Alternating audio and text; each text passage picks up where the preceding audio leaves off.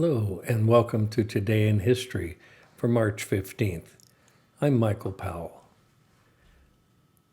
On this date in history, a major civil rights movement moved ahead when President Lyndon B. Johnson addressed the joint session of Congress to urge the passage of legislation guaranteeing voting rights for all.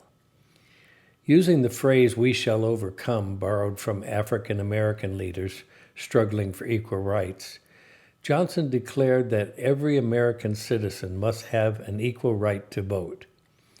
Johnson reminds the nation that the 15th Amendment, which was passed after the Civil War, gave all citizens the right to vote, regardless of race or color, but states had defied the Constitution and erected barriers. Discrimination had taken in the form of literacy knowledge and character tests administered solely to African Americans to keep them from registering to vote. Their cause must be our cause too, Johnson said, because it is not Negroes, but really it is all of us who must overcome the crippling legacy of bigotry and injustice, and we shall overcome.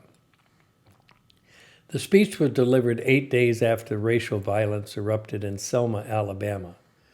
Civil rights leader John Lewis and over 500 marchers were attacked while planning a march from Selma to Montgomery to register African Americans to vote.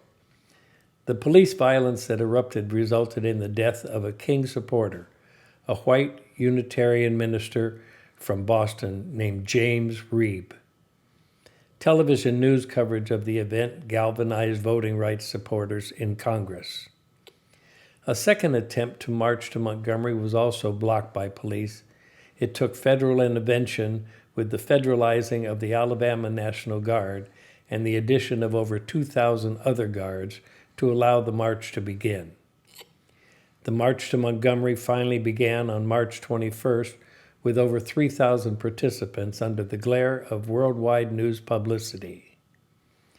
The violence, however, continued just after March and was successfully completed on March 25th.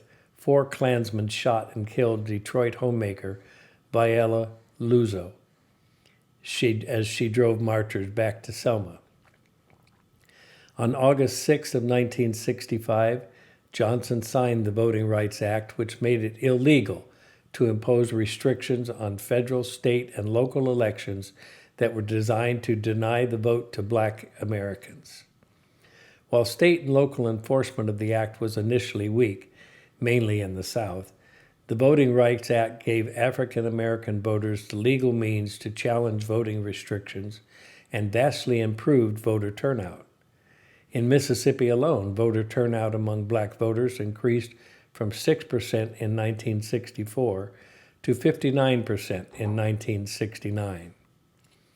In 1970, President Richard Nixon extended the provisions of the Voting Rights Act and lowered the eligible voting age for all voters to 18.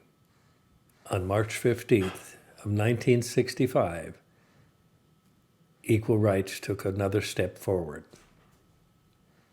I'm Michael Powell.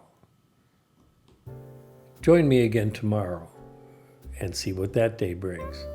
Until then, watch this